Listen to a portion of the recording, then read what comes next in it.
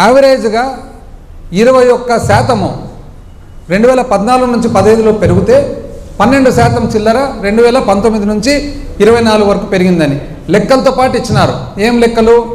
ఉత్త అప్పు అయితే ఎంత పెరిగింది, గ్యారంటీలతో పాటు అయితే ఎంత పెరిగింది, ఒక పవర్ సెక్టర్ మాత్రము అయితే ఎంత పెరిగింది అని చెప్పి ఒక్కరన్నా దాన్ని యాక్చువల్స్ దాన్ని పోని అది కరెక్ట్ కాదు అని అంటే దాన్ని కరెక్ట్ కాదని చెప్పాలి కదా, అది చెప్పరు. మరి కేవలము దుష్ప్రచారము మరి అన్యాయమైన ఆరోపణలు తప్ప ఎంతో కొంత సిస్టమ్ ఉండాలి కదండి. సిస్టమ్ లేకుంటే ఎట్లా? వాస్తవానికి నిజం చెప్పాలంటే అసలు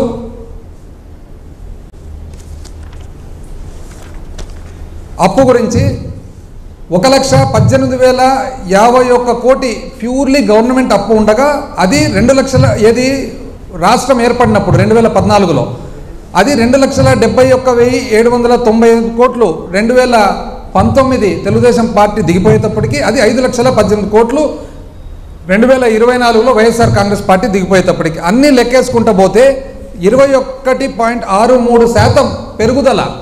అంటే సంవత్సరం మీద సంవత్సరము 21.63% 2014 నుంచి 15 పెరిగితే 2019 నుంచి 24 వచ్చేటప్పటికి కేవలం 12.9%. కానీ అప్పు మాత్రం ఇప్పుడే ఎక్కువ జరిగింది అంటారు. ఎంత అన్యాయంగా చెప్తారండి. అదేవిధంగా అసలు పర్ క్యాపిటా అప్పు కూడా 2014 నుంచి 19 తలసరి అప్పు చూసినట్లయితే 21% ఉంటే తలసరి అప్పు 12% 2019 నుంచి 24 అయినా కూడా తలసరి పెరిగింది అని అంటారు. ఇంత అన్యాయంగా చెప్తే ఎట్లండి?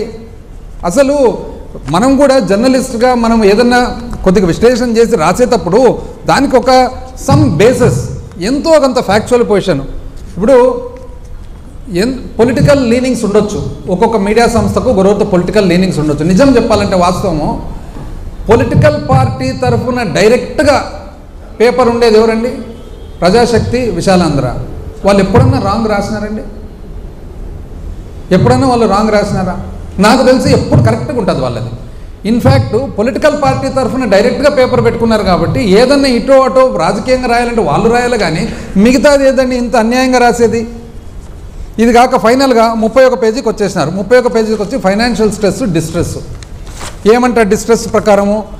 2 లక్షల అంటే మీరు చెప్పే ప్రకారము మీరేమన్నారు? ఫస్ట్ మీరు నన్ను గెలిపించుకోండి, బ్రహ్మాండమైన పరిపాలన ఇస్తాను, నేను సూపర్ 6 ఇస్తాను, ఇంటింటికి చూసినారు కదండి వీడియోలో వాళ్ళ మంత్రి ఒక ఆయన అసలు ఇంటింటికి పోవడము, అమ్మ ఎంతమంది ఉన్నారు పిల్లలు, నీకు 15, నీకు 15, నీకు 15.